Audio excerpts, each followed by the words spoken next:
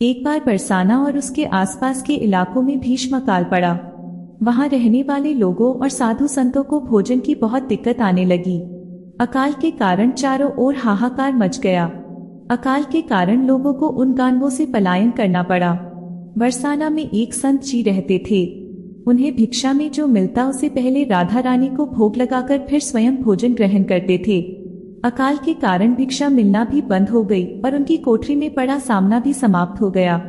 परिस्थितियों से विवश होकर उन्होंने बरसाना गांव छोड़ने का मन बना लिया।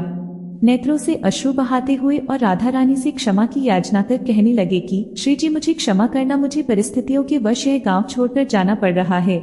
उनकी करुण पुकार सुनकर एक सुंदर सी ब्रज कन्या वहां आई और पूछने लगी कि बाबा कहाँ जा रहे हो। संत ने उदास स्वर में कहा कि यहाँ पर अकाल के कारण भिक्षा नहीं प्राप्त हो रही, इसलिए इस पेट की भूख शांत करने के लिए यहाँ से पलायन करने का मन बना लिया है। ब्रज कन्या कहने लगी कि बाबा आप मेरे घर भिक्षा लेने आना, मेरी मैया हर रोज भिक्षा देने के लिए भोजन निकालती है। संत कहने लगे कि पुत्री मैं नहीं जानता कि तुम्हारा घर कहाँ है। ब्रज कन्या बोली कि बाबा मैं वैद्य श्रीधर की पुत्री राधा हूँ।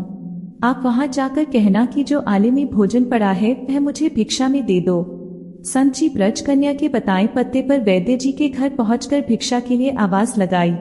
वैद्य जी बाहर आए और कहने लगे कि बाबा आज तो हमने भिक्षा नहीं निकाली। संत ने उन्हें बताया कि मुझे आपकी पुत्री राधा ने भेजा है। उसने कहा था कि माँ ने आले में भोजन रखा है।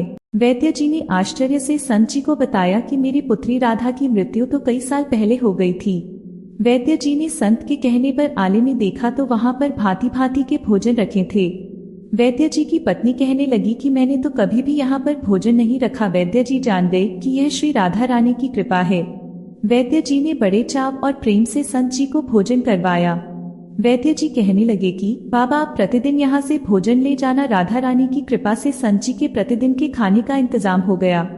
तभी तो कहते हैं कि बड़ी करुणामयी है राधा रानी, वह अपने भक्तों संतों का सदैव ख्याल रखती है। अगर आपको ये कहानी पसंद आई हो तो वीडियो को लाइक और चैनल को सब्सक्राइब जरूर करें और कमेंट में राधे राधे जरूर लिखें।